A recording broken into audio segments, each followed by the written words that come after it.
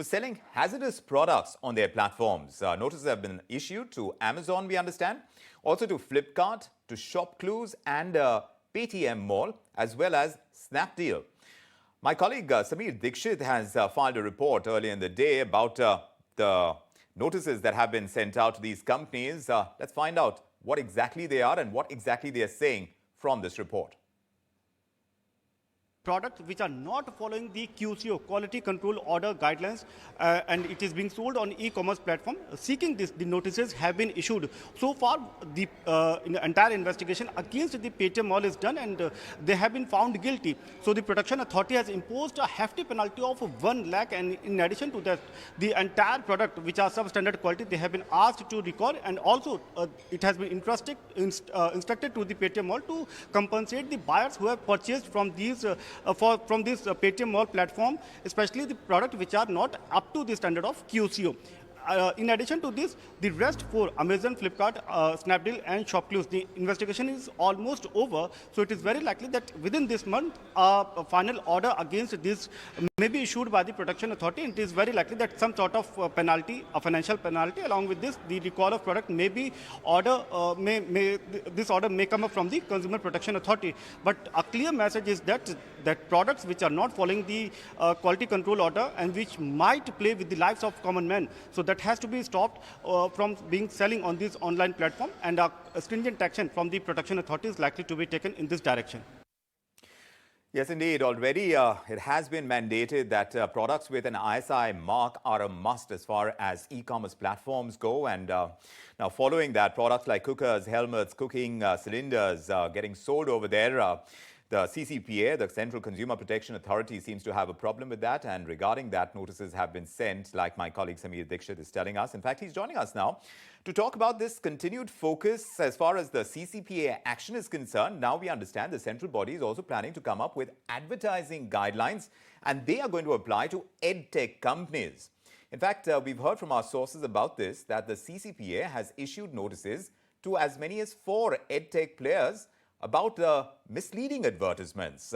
What exactly are these notices all about as well? Sameer Dikshit is joining us to tell us exactly that. To walk us through the notices and what are the charges that are being leveled against these Edtech companies, because some of them, when it comes to the advertisements that they put out, could be about mis-selling is what we understand. Sameer, what have you heard so far? The Consumer Protection Authority, CCPA, is planning to come up with the guidelines regarding the advertisement for the Edtech sector. The center has been receiving a lot of complaints regarding the advertisement, which are making false claims, misleading advertisements which are being propagated in the Edtech sector, and seeking those complaints. Now the government is planning to come up with proper guidelines. In addition to this, what we are also getting to know from our sources, that notices have been sent to 4 Edtech players which are quite dominant in this sector, and the notices have been sent because the advertisements which are being played are making certain false claims, are not standing to the grounds, and that is what the notices have been sent in. Our detailed explanation has been sought in that if you are making any claim, on what grounds these claims are being made, and if it does not stand to those claims, then the action that could be taken. So that is what the currently Protection Authority, the Consumer Protection Authority, is currently looking at. Notices have been sent, but at the other hand, steps are being taken to formulate guidelines that how the advertisement should be played in. Fair enough. Let's see what the guidelines could be. Thanks very much, Sameer, for walking us through what the notices are saying. But let's also get an industry perspective on the charges that are being leveled against Edtech companies. For that, we are joined by M Hasan. He's the CEO of ApplyCourses.com. Mr. Hasan, great to have you with us this evening. A very good evening to you. Do tell us, in your understanding, how guilty are Edtech companies of mis-selling courses the way they do in their advertisements? Because I believe complaints against misleading course content and study material, they've been leveled against some of the leading players. And according to this survey that I was going through, a local circles survey, 69% of those who've taken online coaching or learning classes, they have faced several issues. Several citizens in various forums, according to the local circles platform I was talking about, they've highlighted the issues around getting refunds on cancellations of subscriptions or packages. Edtech platforms pose some major problems when it comes to several of these issues. But here we're talking about the advertisements to start with, about mis-selling. How guilty are they of the charges that are being leveled? Well, I won't be able to say that how guilty are they, because I'm really not sure what exactly they had done. But I would suggest, like, if any company, it's not about edtech, it's every single company has to give a honest representation what they are giving. Like, it should be to the consumer, like what you are offering, the services should be truthful and honest, and that will be actually solve most of the problem. Also, I believe, like, here the should be fair in competitions as well, because the whatever a company say should not actually have a plagiarism, or maybe they do not copy from content, or such kind of a line which should conflict.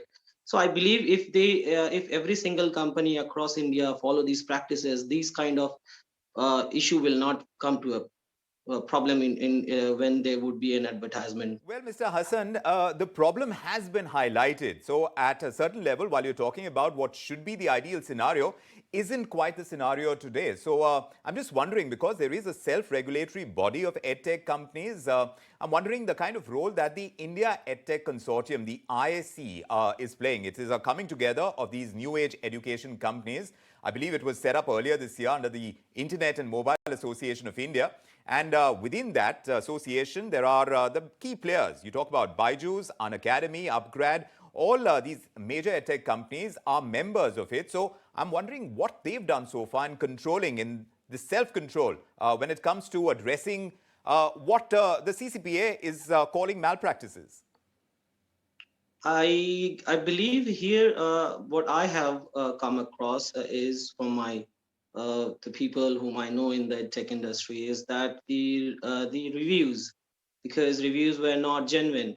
So that's the only thing which I felt like had come to this conclusion here, that they have been asked why the reviews are in not the genuine, or is it the authentic or not.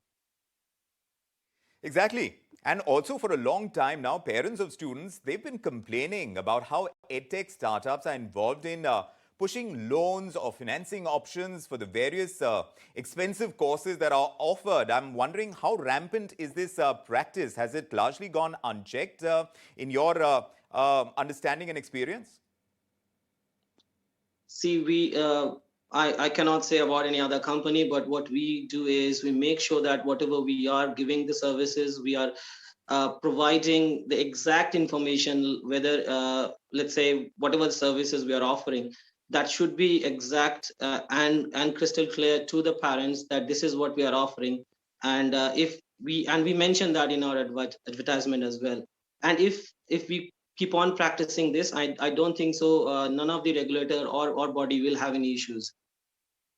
The need is for regulation, and that's something that the CCPA is gunning for. How much they are going to be able to control with the kind of regulations, at least as far as advertising is concerned, because like my colleague was saying, that regulations are going to be put in place, and what can be sold, how it can be sold, and we're waiting for that. Until then, this self-regulation is clearly not working according to what we're hearing from the CCPA, and they've raised their concerns. We'll keep tracking the story. Mr. Hasan, thanks very much for joining us and being a representative of the industry that is coming under fire today.